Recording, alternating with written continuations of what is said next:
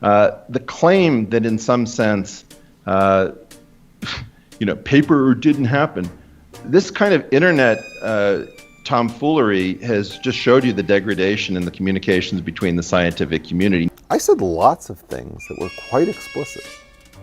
And it's been fascinating to see people saying, well, he didn't write a paper, so we can't have any idea what he's done, which is nonsense.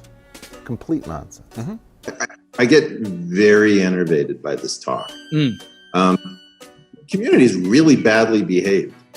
And my feeling is that I don't think you really care that much about the PowerPoint. Most people in the community who have this kind of like paper didn't happen, this kind of attitude. This is shorthand for please just say a Lagrangian so we can go through it and invalidate you. That's really the energy.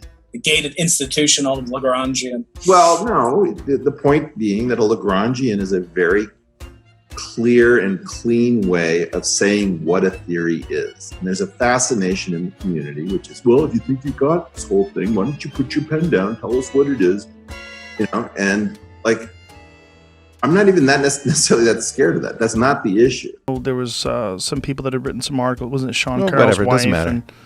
It's not them. It's an entire system that believes in peer review. It believes in forced citations. You have to be at a university. You have to get an endorsement to use their preprint server. The real reason that I'm avoiding talking about this is that it's the attribution game that I won't put up with. Right, and once bitten and twice bitten and 3 times bitten. I agree. No, my point is I'm just not. We're large enough that we will never have to put up with this again. Right, will I become disconnected from my work because it will be ridiculed? It will be immediately improved. It will be found to be derivative of something that occurred in some paper in 1957. When the community does not want you to gain a voice, it's a little bit like a policeman deciding to weirdly enforce all of these little-known regulations against you and sometimes nobody else.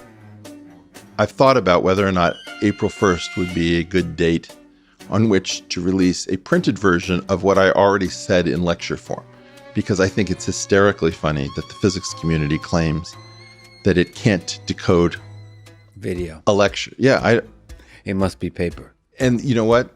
There will be a steady stream of new complaints up until the point that they fit it into a narrative that they like.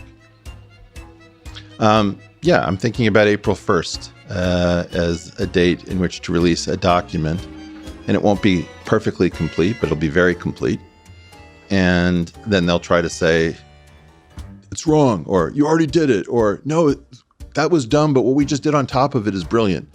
Or it doesn't match experiment, or who knows what. They'll go through all of their usual nonsense. It's time to go.